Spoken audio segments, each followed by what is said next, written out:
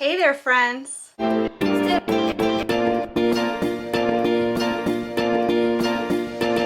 My name is Desiree, aka Mama Friendly, and I'm trying something a little different this year when it comes to our homeschooling.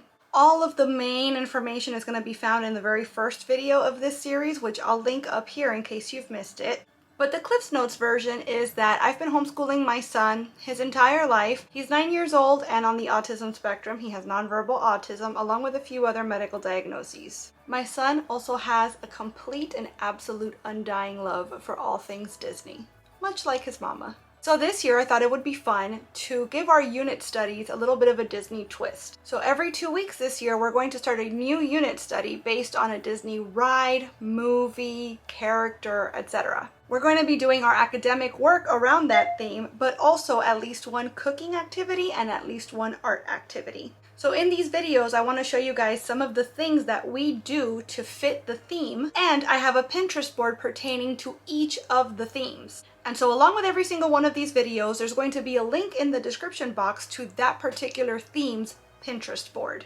So make sure that you check those out because I am only showing you some of the things that we're getting into every week, but the board is going to have more activities and also activities for kids of different ages and different abilities. So with all that being said, let's get into our theme.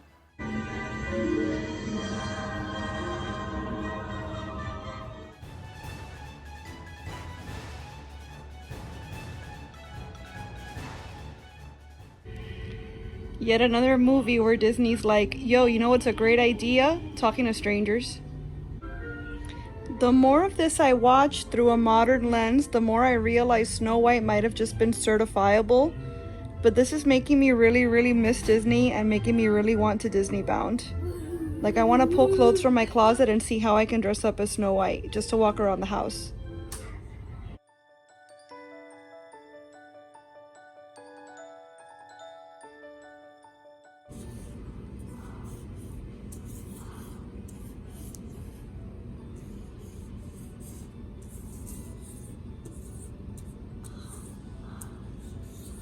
Nice job. Can you tell me how many? 1, 2, 3. 1, 2, 3, 4, 5, 6. Where's 6? There. Can you find N? Good. Can you find O? Nice work.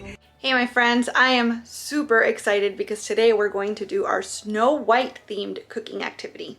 Now there were loads of options to choose from as far as things to cook that related to this theme, but in the end I felt most drawn to the one that I knew the least about. So in the movie, one of the things that finally tips Grumpy over that edge and makes him decide, okay fine, Snow White can stay, is the fact that she can bake gooseberry pie. Now, for the longest time, I did not know gooseberries were a real thing. But yes, apparently they are, and they're very tart and sweet, almost like a grape, according to the internet. And I expected to have a much harder time finding them, but apparently they were just available at my local Whole Foods. So today, we are going to try our hand at making gooseberry pie. I'm going to post a link, as always, in the description box to the original recipe, but in case you're new here, our family is gluten and dairy free, and so I am going to be altering the recipe to fit that. I'm a little nervous because I have never tasted a gooseberry. Like I said, I'd never even seen one until today, but I'm about to make a whole pie out of them. So let's hope for the best, and if nothing else, at least hopefully my son will have a good time, and that's the whole point, right? Let's get baking. So here's our ingredients for our filling. We're out of vanilla extract somehow, but the internet says that I could use half the amount of maple and it should be fine. I don't know how this is going to pair with these, but I guess we'll find out together. We've also got 2 eggs, a lemon, which we're going to zest, some sour cream or Greek yogurt, all-purpose flour, ours is gluten-free, sugar, and our gooseberries. You see it says Cape gooseberries right there. And it says we need 4 cups.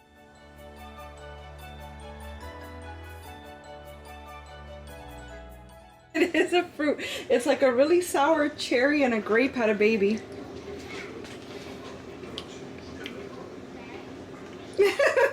face I made. It's good though. It is good, yeah.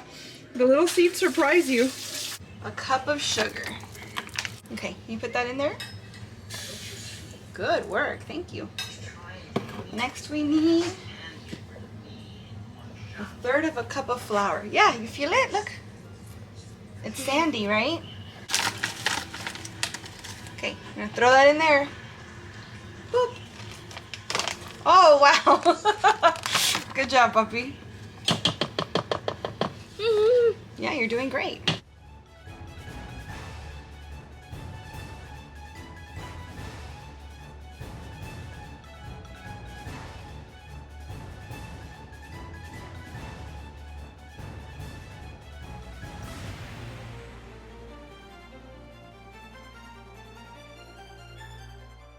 Now can you take them? You're gonna throw them in the pot. Whoa! Do you wanna help me mix? No? That's okay. You don't have to help me mix.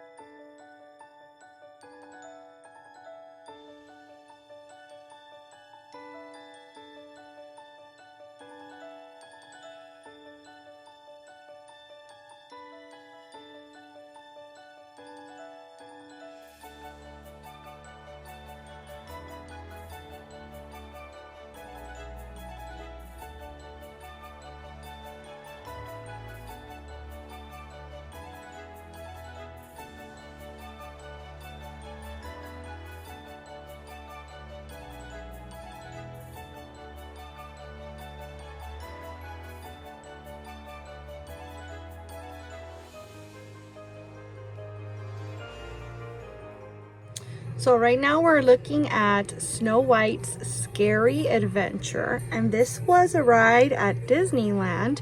It still is, but it's been closed since last year, since 2020, and it's actually reopening at the end of April 2021 with new ride scenes and I believe a new storyline, because I want to say it's now called Snow White's Happy Ending or something to that effect.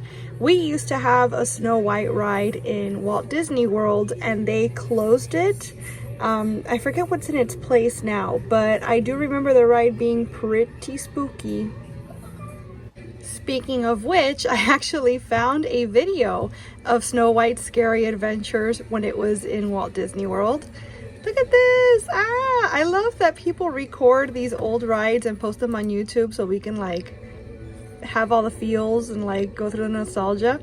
As a matter of fact, all of these videos that I am recording right now and showing you little snippets of, I'm gonna make a playlist of them and I'm gonna put the link to that playlist in the description box of this video that you're watching right now. Oh yeah, this looks real spooky actually. So that if you want to see these videos in full without my reflection on the screen, you can do that at your leisure. One of the videos, oh my gosh, that I'm gonna be including in that playlist is a video from Yesterworld or Yesteryear, yeah, Yesterworld, and they do all sorts of videos on now defunct rides and attractions.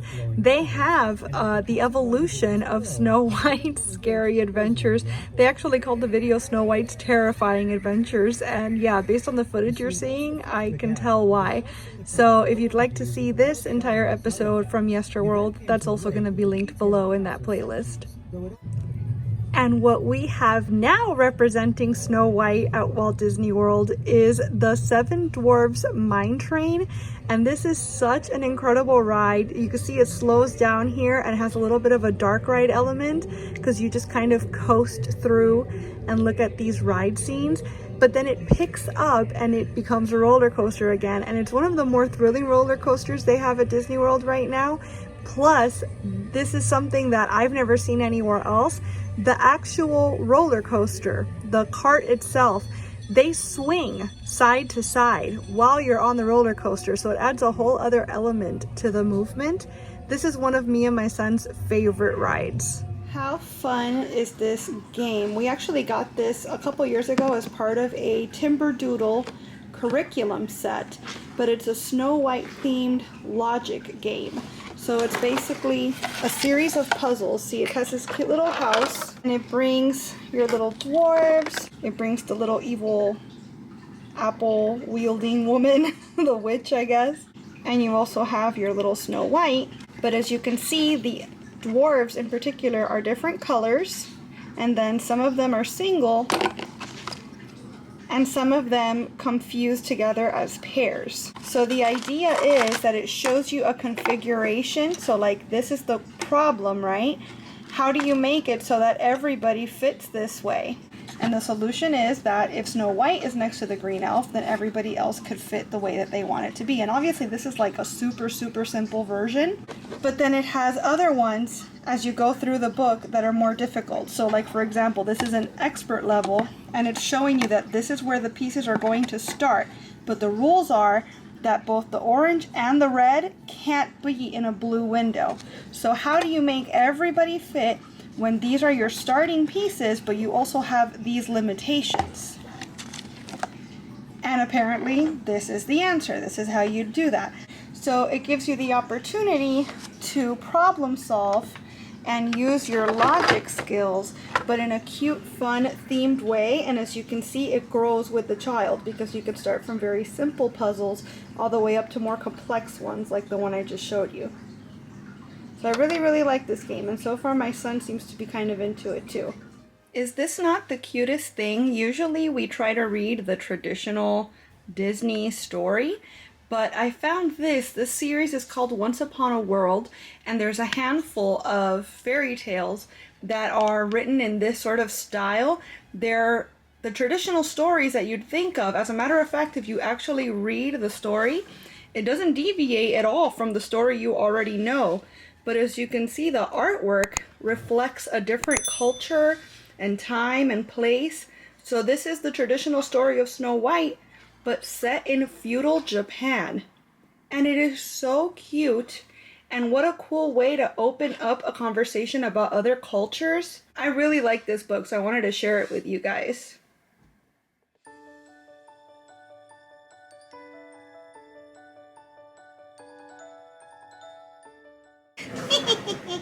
Come look at this. Check it out. Look. Yeah, look. But look what you can do. You can scoop it and you go, whoa. Oh. See? Look what you found. Whoa. Whoa. Look at that. How cool. You want to just pick them up? Look. You want to find all the jewels?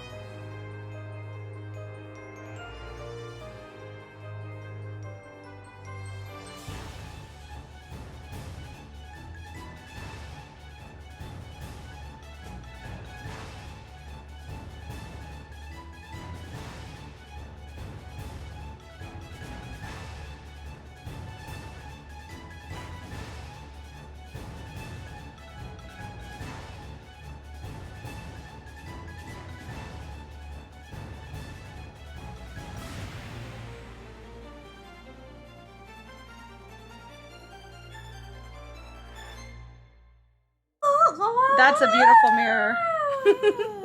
I love it, puppy. That's such nice art. Look how pretty that turned out. All right, my friends, that wraps up our Snow White themed homeschool unit study. I'm pretty sure I said it last time, but I have to say I think that this one might have been my favorite so far. If only because of my son's reactions and experience with the sensory activity and the art activity. I don't think I've ever seen him so engaged in an activity before. He really, really loved the mining for the jewels. The intention was that it would be kind of like, you know, panning for gold with the shaking of the slotted spoon and letting the rice fall through, but he ended up, you know, wanting to get in there with his hands, and that's totally fine with me. I wasn't going to discourage that. That's an even bigger sensory situation. So he loved that, and the fact that we went from mining straight into making art with the treasures that we found, he absolutely loved it. The cooking activity, he enjoyed the activity itself, the action of it. I will say, maybe gooseberries are an acquired taste. The final product wasn't exactly a favorite around here, but I like that we were all able to push our boundaries and try something new, and the hens really liked eating those leftover gooseberries.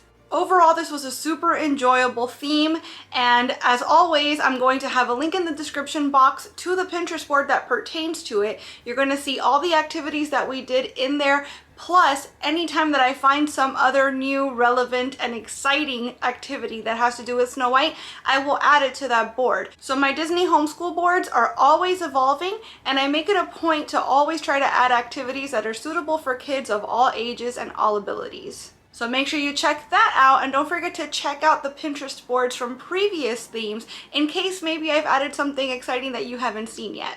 I want to thank you all so much for watching this video. I really hope you enjoyed it, and if you did, I hope you'll please give it a big thumbs up. I'd also love it if you'd subscribe and click that notification bell because I post at least 3 times a week and I wouldn't want you to miss a minute. Thanks so much again for watching. Bye!